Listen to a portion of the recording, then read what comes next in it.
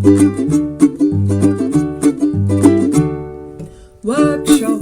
in a box, sent from me to you.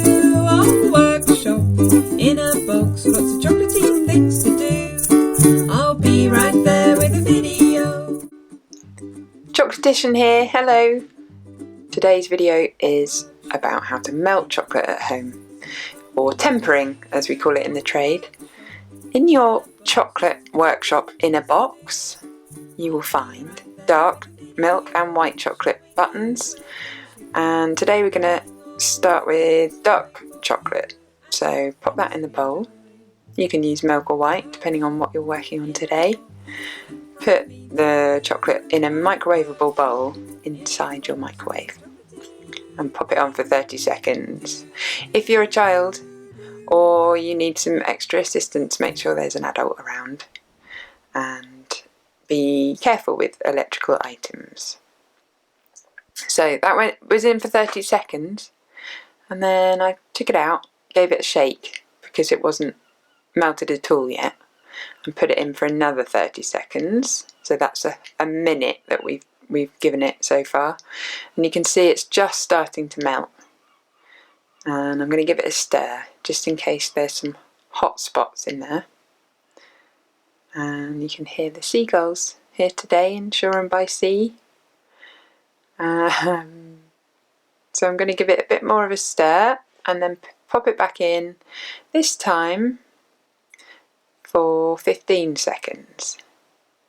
I'm going to do it in small bits because it's very easy to overheat chocolate in the microwave.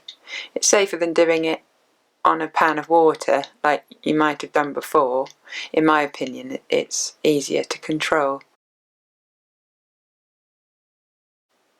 You also risk getting water in the bowl and mixing with the chocolate if you do it on a pan or a bain-marie. So this can make the chocolate seize up, and then you have to start again with a new load of chocolate. So in it goes, 15 seconds, and give it a good stir. And here we are, it's starting to melt properly. And this time, instead of putting it back in the microwave, we're going to use a heat gun. Or if you don't happen to have a heat gun or a chocolate gun, then you can use a hairdryer on a low setting. Again, you ask an adult to help if you're a kid. Give it 5 seconds.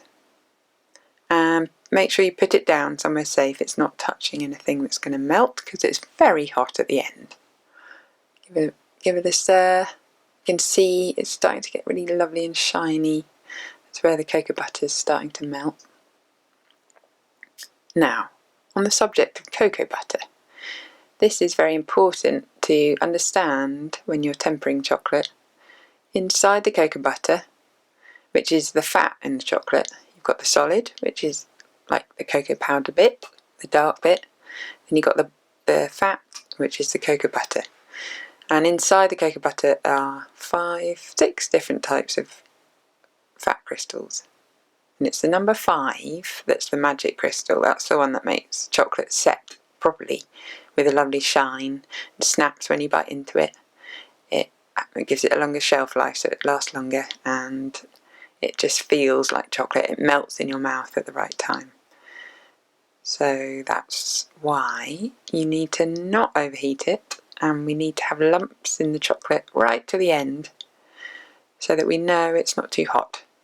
And this takes patience and lots of stirring and time for the crystals to sort themselves out and become as stable as possible.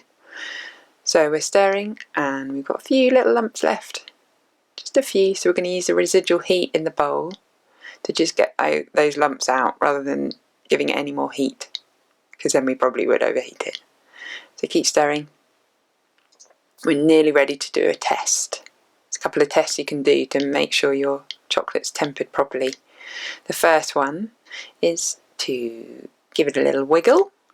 So I'm just going to wiggle the chocolate on top of the rest of the chocolate and give it a bang. Now if that wiggle stays on the top, doesn't disappear too quickly into the chocolate, then it's ready for the next test.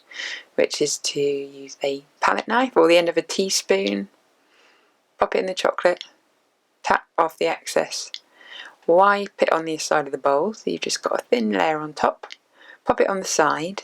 Don't put it in the fridge because that would be a false reading, just want to be at room temperature. And if that has got all those lovely 5 crystals in it, it should set between 3 and 5 minutes at a normal average room temperature. So we're going to leave that there and put just a little stripe next to it so we can see how that sets up too, and then see what the snap's like when we remove it from the paper. So it's been about 5 minutes now. You can see the glossy wet chocolate has turned more of a kind of matte sheen on the knife. It's got no streaks in it or funny imperfections. It's got a good temper, and you can see from the piece on the paper it's set nice and equally, and it comes off in one piece.